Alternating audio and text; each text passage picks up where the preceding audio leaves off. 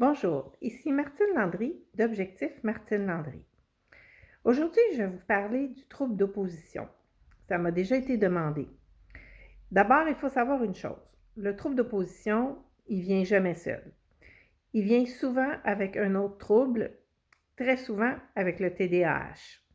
C'est-à-dire que c'est le trouble le plus commun qui amène un trouble d'opposition. On va le rencontrer beaucoup aussi chez les gens qui sont atteints du syndrome Gilles de la Tourette. Mais c'est quoi le fameux trouble d'opposition? On peut dire opposition-provocation aussi. L'enfant, dès le jeune âge, les parents vont être portés à dire il y a un très fort terrible 2 ou encore le 4 ans est très, très difficile. En fait, c'est comme tout enfant, c'est-à-dire que l'enfant qui a un trouble d'opposition va faire comme l'autre enfant qui va tester les limites de l'adulte. Donc, va s'opposer ou va provoquer puis regarder la réaction de l'adulte.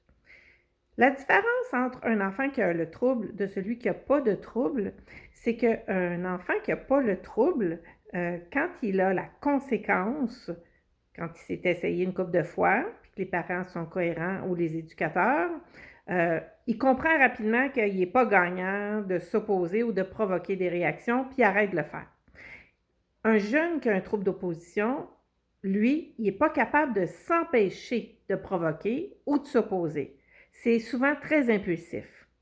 Tandis que l'autre, c'est penser et réfléchir avant de s'opposer ou de provoquer. C'est ça la grosse différence. Donc, quelqu'un qui a un trouble d'opposition, la première réaction, évidemment, c'est de s'opposer à ce qui est demandé ou encore de provoquer une réaction juste pour le plaisir de provoquer une réaction. Et ça n'a pas été réfléchi. Donc, l'opposition se fait immédiatement quand on demande quelque chose. Il n'y a même pas le temps de réfléchir s'il aime ça ou pas, il s'oppose déjà. Il va provoquer quelque chose il sait sur quel bouton peser qui fâche l'adulte d'ailleurs. Il va provoquer une situation ou faire un geste qui va choquer l'adulte juste pour le plaisir, puis on le voit dans son visage qu'il a un malin plaisir à le faire. Le trouble d'opposition, c'est que l'enfant va même faire des crises, s'opposer, pleurer, faire le bacon. Il peut s'opposer très fortement quand il est un peu plus vieux, même violent, agressif verbalement, physiquement. Il va dire non à tout ce qu'on demande. On lui dit de finir son assiette ou de manger ce qu'il y a là. Il va dire non, j'aime pas ça. Puis c'est toujours un peu avec moi j'appelle ça un air de bœuf qu'on dit au Québec, là, mais c'est-à-dire il a l'air bête.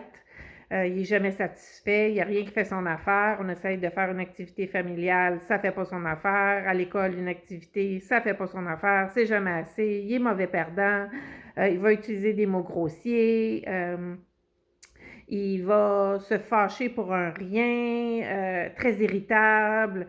Dès le matin au réveil, d'ailleurs, les parents le disent, ils savent quand ça va être une très mauvaise journée pour leur enfant puis que l'opposition va être très forte parce que dès le lever, il n'y a rien qui fait son affaire.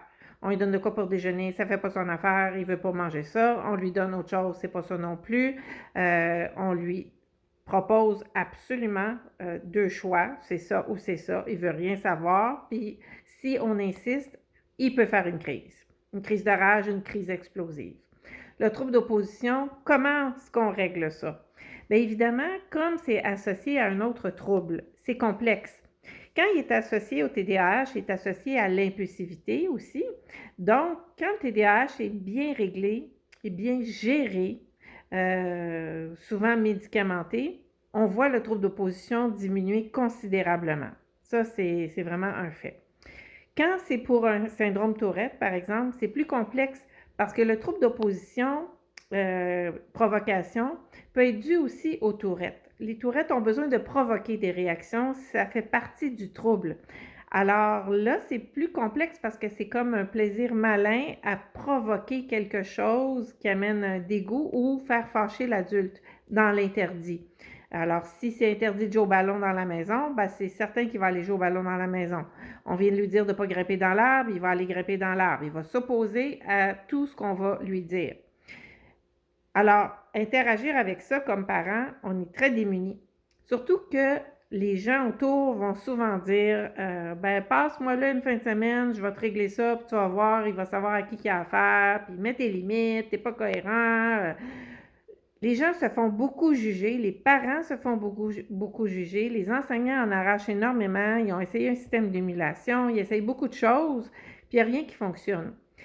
Parce que des fois, on ne sait pas ce qui amène le trouble d'opposition non plus. Quand c'est clair, on sait que c'est un TDAH, l'enfant est médicamenté, on voit immédiatement une différence. C'est fou la différence, comment l'enfant devient plus docile, plus, je dirais, normal dans ses réactions.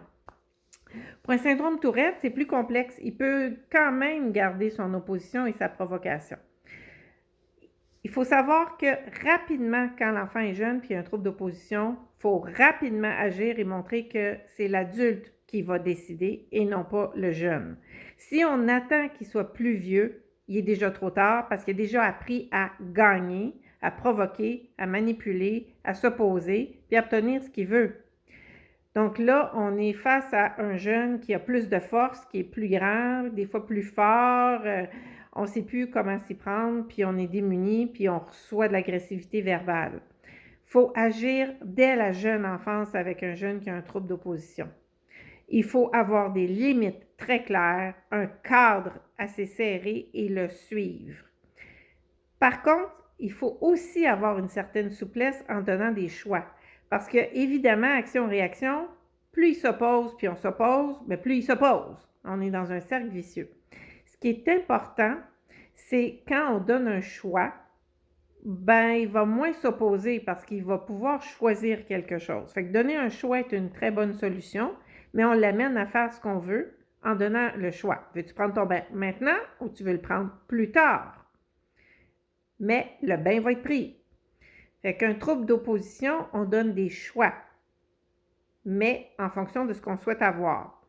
Quand l'enfant est très, très jeune, évidemment, quand il s'oppose, tout de suite, on doit montrer notre autorité. On l'assoit, puis on lui dit « Non, c'est pas comme ça que ça va se passer, tu vas te calmer, puis après, quand tu seras calme, on va aller faire ce que je t'ai demandé, et après, tu pourras aller jouer ou faire ce que tu veux. » Et quand on les prend très, très jeunes, ils comprennent que jamais ils vont gagner sur l'adulte. Ils vont s'essayer de provoquer, ils vont s'essayer de s'opposer. C'est sûr qu'adolescent, ça va ressortir encore, mais ça va être moins pire parce qu'ils vont savoir que l'adulte tient toujours son bout.